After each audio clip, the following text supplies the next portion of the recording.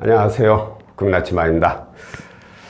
고금리 채무를 많이 이용하시는 분들이 관심이 높은 게 바로 저금리로 대안하는 거죠. 근데 현실적으로 저금리로 대안을 해주는 상품은 없다고 보셔도 됩니다. 워낙 광고로 정부 지원 상품 몇 프로 해가지고 저금리 대안 이런 광고를 많이 접하다 보니까 정부 지원 상품에서 저금리로 대안해 주는 게 있는 거 아닌가 라고 혼동을 하는 경우가 있어요. 근데 그거 다 낚시예요, 낚시. 거짓말이에요. 이제 상담해 보세요. 그런 상품 없어요. 대부분은 이금융권으로 아니면 대부업체, 제자리, 아니 또 고금리 부채만 더 늘어나든가 그것도 아니면 이제 보이스피싱에 당하거나. 그렇기 때문에 정부에서 지원해주는 저금리 대안 상품 아니면 금융사에서 취급하는 저금리 대안 상품은 없어요. 그냥 일반 정부 지원 상품이나 받아가지고 그걸로 고금리를 이제 본인이 직접 상환하는 이런 경우는 있을 수 있지만 따로 저금리로 대안해주는 상품은 없어요. 그래서 내가 현재 이용 중인 고금리 대출을 좀 저금리로 대안을 하고자 하고 상담을 받으면 많은 상담사들이 바로 이 통대안이라는 상품을 추천을 많이 드리죠. 통대안이라는 것은 현재 채무자가 이용 중인 모든 채무를 이 통대안을 진행하는 업체에서 전액 다 상환을 해버려 가지고 신용 점수를 올려 가지고 은행에서부터 다시 저금리로 대출을 차례차례 다시 받는 거죠. 그럼 아무래도 평균 이자가 낮아질 수밖에 없죠. 그게 바로 이제 통대안의 장점이죠. 장점이 바로 이자가 감소되고 그리고 채무가 통합이 되죠. 채무가 통합이 되고 거기에다가 월 불입금 감소, 여기에 신용 점수 상승, 마지막으로 하나 덧붙이자면 이제 추가 자금까지도 구할 수가 있죠. 추가 자금이 원하시는 분에 한해서 가능하다면 나올 수 있는 거고, 이렇게 굉장히 장점이 이렇게 굉장히 많은 상품 중에 하나입니다. 그러다 보니까 이 상품에 대해서 문의를 많이 주시는데, 장점이 많으면 많을수록 그만큼 자격 조건도 굉장히 까다롭고 힘들죠. 오로지 이 통대안은 4대 보험 적용되는 직장인에 한해서만 가능하다는 거죠. 그 외에는 전혀 안 됩니다. 자, 그러면 내가 4대 보험 적용된 직장인이야. 그래가지고 이 통대안에 대해서 문의를 하는데, 저한테 문의 오신 분들 중에 과정이 어떻게 되느냐, 바로 진행 과정이 어떻게 되는지를 많이들 물어보시는데, 제가 오늘 이거에 대해서 설명을 드리자면, 자, 일단 먼저 상담을 하죠. 상담을 통해서 본인 자격 조건을 살펴보고, 그래가지고 나이스라든가 올 크레딧 이런 내용도 확인해보고 서류들도 다 체크를 해봅니다. 이게 다 이상이 없다, 충분히 가능하다. 그러면 이제 계약서를 작성하죠. 계약서. 무슨 계약서이냐? 통대안, 아까도 제가 말씀드렸듯이 이 통대안은 업체에서 채무자가 가지고 있는 대출 금액을 다 상환을 해줘요. 즉, 이 통대안 업체가 채무자한테 돈을 빌려주는 거하고 똑같죠. 빌려줬는데 나중에 대출 받아서 다시 돌려줘야 되는데 채무자가 나 몰라. 난 네가 그냥 해준 줄 알았어. 이렇게라도 혹시 나오면 안 되기 때문에 이제 차용 계약서죠. 그러면서 여기다가 이제 공증까지 하고, 이제 공증에 대해서 사람들이 잘 모르시는데, 공증을 한다는 것은 변호사한테 내가 이 사람한테 돈 빌렸다라는 것을 알리는 거예요, 한마디로. 그래서 만에 하나 안 갔거나 어떤 사고가 일어났을 경우에 쉽게 법적인 처리로 들어갈 수 있게끔 하기 위한 거고, 이건 누구를 위한 거냐? 채무자가 아니라 이 통대안하는 업체들을 위한 거죠. 혹시라도 받았는데 안 받았다고 할까봐 그런 부분을 보완하기 위해서 있는 거고, 그리고 나서 이제 상환을 하죠. 기존 채무를 다 상환을 하고, 그리고 나서 신용 점수가 올라가게 되면 이제부터 대출을 받고, 그리고 채무 이제 또 상환, 이제 통대하는 업체에 갚아줘야 될 거니까 이렇게 상환을 하는 이런 방식으로 진행이 되는데, 보통 여기서부터 여기까지는 그리 시간이 많이 걸리진 않아요.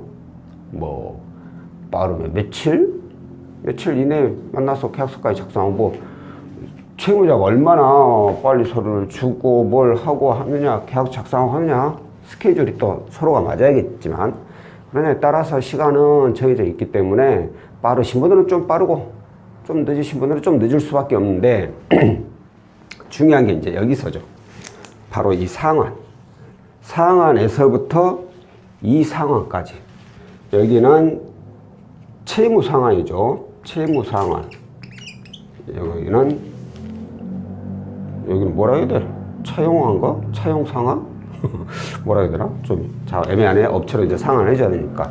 중요한 게 이제 여기서 여기까지 얼마나 걸리냐. 이것도 또 많이들 물어봐요. 근데 우리가 인터넷에 뒤져보면 어떤 것은 바로 진행을 하고, 또 어떤 것은 3개월 후 진행을 해준다는 곳이 있어요.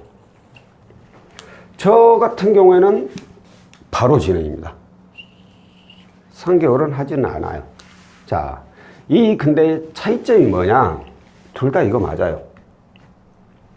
바로 진행하는 이유는 이 채무자의 신용이라든가 부채라든가 이런 것들이 커다랗게 문제가 없다는 얘기예요.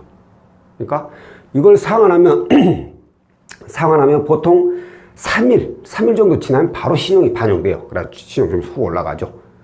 그래서 은행에서 대출을 신청해도 충분히 나올 수 있는 조건이다 싶으면 굳이 3개월을 기다릴 이유가 없죠. 바로바로 해야죠. 근데 이 채무자의 조건이 썩 좋은 편은 아니야. 그런다고 해서 안 되는 정도는 아니고. 그래서 이 사람은 상환을 해놓고 한 3개월 정도는 지나야지 신용이 정상적으로 올라와서 그때 은행에서 대출 받아야지 정상적인 금액이 나오겠다라는 분이 있어요. 그런 분들은 3개월짜리 하는 게 맞아요. 그러니까 간혹 가다가 이 통장을 원하시는 분들이 어디서는 뭐 3개월 있어야지 신용이 더 좋아져서 잘 나온다고 이렇게 얘기하는데 맞나요? 맞아요. 틀린 말 아니에요. 절대. 그 사람들도 맞고 방금 제가 말한 바로 진행하는 것도 맞고, 다만 조건이나 부채 비율이라든가 이런 거에 따라서 달라지는데, 간혹 어떤 업체들은 그냥 무턱대고 3개월이라고 해요. 그냥 바로 해도 상관이 없는데, 바로 해도 충분한데, 바로 하면 은행에서 많이 안 나오니까 3개월 뒤에 해야 돼요 라고 이제 얘기하시는 분들이 계십니다. 그건 왜 그럴까요? 통장하면 가장 염려하는 것 중에 하나가 바로 수수료죠. 수수료. 자, 이걸 지급하는데 안 주면 좋죠. 세상에. 안 주고 그냥 해주면 얼마나 좋아. 저거로. 근데 그런 것이 있으면 좋은데 그렇게 해주는 곳이 없죠. 왜? 이 사람들은 돈을 빌려주잖아요. 공짜로 빌려주겠습니까? 자기 돈을? 통장하는 사람들은 뭐 몇십만 원, 몇백만 원도 아니고 수천만 원, 많게는 억 단위가 넘어가는데 그 많은 돈을 이유 없이 그냥 해주진 않죠. 이것 때문에 하는 거잖아요. 이것 때문에. 그런데 이게 있어요. 바로 진행하면 이만큼 남은데 3개월 후에 진행하면 이만큼 남아. 무슨 뜻인지 알겠죠? 조금이라도 더 많은 수익을 남기고자 바로 해도 상관이 없는 분을 갖다가 3개월을 질질 끌어버리는 거죠. 이건 올바른 생각이 아니죠. 그래서 제가 항상 그렇습니다. 통대안이 아니라 모든 대출 상품을 제가 영상 찍으면서 고객님들한테 그러죠. 한 군데만 알아보지 마시라고. 여기도 알아보고 여기도 알아보고 여기도 알아보고 몇 군데를 알아보고 그 중에서 내가 어차피 결정은 채무자가 하는 거예요. 내가 가장 믿을만하고 가장 마음에 드는 곳 그쪽으로 진행을 하는 거예요. 여기도 되고 저기도 된다 했으면 이분은 분명히 되는 것이에요. 되는 분이에요. 어디에서 진행할지만 본인이 결정하는 거예요. 이런 분들이 계세요. 저한테 문의해가지고.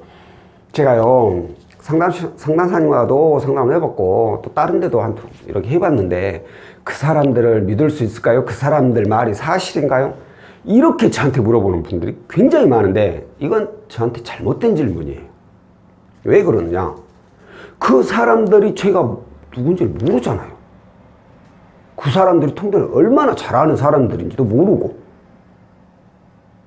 저는 저만의 기준으로 고객님한테 된다 안 된다라는 걸 말씀을 드리는 거지, 다른 곳에서는 이게 돼요 안 돼요 이런 기준을 제가 알 수가 없죠. 그 사람들은 그 사람들만의 또 기준이 따로 있을 거니까. 다만 확실한 것은 상식을 벗어나서는 안 된다는 거예요. 이게 참 애매한 말인데, 기본적으로 생각을 해보시게요. 내가 대출 있다가 다 상환했어. 그러고 나서 신용 점수가 많이 올랐어. 그럼 은행 가. 대출 해주겠어 안 해주겠어? 당연히 해주죠. 대출도 없고 신용도도 좋은데 안 해줄 이유가 없잖아요. 자, 그런데 내가 연체 기록이 있어. 특히 장기 연체 이력이 있어. 그러면은 기존에 있는 채무 다 상환해. 신용점수 당연히 올라갑니다. 장기 연체 이력이 있어도. 근데 없을 때는 이만큼 올라갈 수 있어도 장기 연체 이력이 있으면 이만큼밖에 안 올라가죠. 근데도 된다고 하는 곳이 있어요. 상식적으로 그럼 생각을 해보세요. 내가 과거에 나는 은행에서 돈 빌려서 안 갚은 사람이요 라고 항상 이렇게 표식을 하고 다니는데, 과연 다른 은행들이 저 사람 돈 빌려갖고 잘 안 갚았네? 라는 걸 다 아는데 쉽게 빌려주겠어요?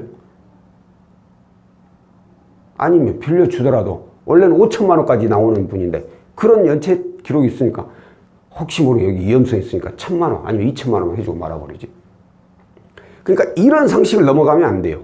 또 하나가 소득 대비 부채 비율이 너무 높고, 이게 워낙 조건마다 틀리니까 얼마 몇 프로다라고 말씀드려요. 부채 비율이 너무 높아.